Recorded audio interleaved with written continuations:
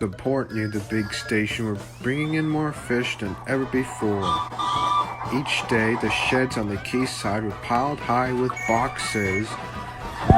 Much of this extra fish had to travel by rail, so the trains, which Henry and the other engines had to pull, became heavier. One night, a special load of fish was ordered, and Sir Topham had decided that extra vans must be added to the train that the men called the Flying Kipper. The only spare vans that they could find were old ones.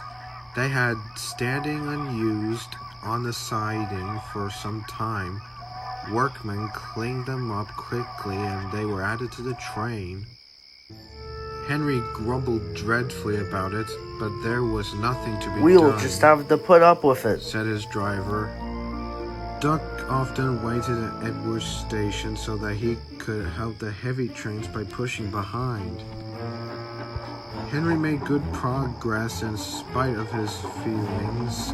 When he reached Edward's station, his driver stopped the train beyond the platform. Then, using Henry's whistle, he gave the special signal, which meant that he wanted to help on the hill. I need help, whistled Henry. I won't be long, replied Duck. Duck buffered gently up to Henry's train. He was not coupled on, so that Henry could run on without stopping when he reached the top. Ready? Duck whistled. Pull hard, Puffed Henry. We're doing it, replied Duck.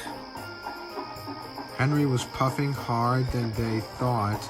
It was dark night, and Duck felt a weight on his buffer slacking. Because of the dark, he could not see that Henry had taken the train on his own and slowly drawing ahead. All trains carried a red lamp on the final vehicle to show that the train is completed. This is called a tail lamp. Duck's driver began to There's worry. no sort of a tail, but we must keep He going. said to the fireman. Duck whistled, but there was no reply from Henry. Henry, meanwhile, was going well, but his train seemed to get heavier.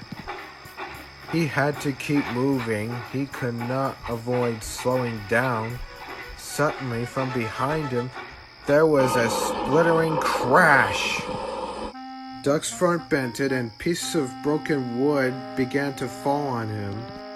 One of them dented his funnel and stopped trickly, and Henry, feeling jolted, stopped too, just beyond the top of the hill. Over Gordon's Hill, a smell of fish hung in the air by the light of torches.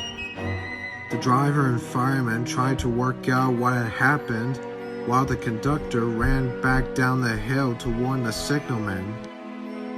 When daylight came, it was all too obvious. The lamp iron on the old van should have hung on the tail lamp had broken, and the lamp iron had fallen off at the bottom of the hill. Not your fault. Said Sir Topham Hatt. Thank you, sir. Said Duck sadly.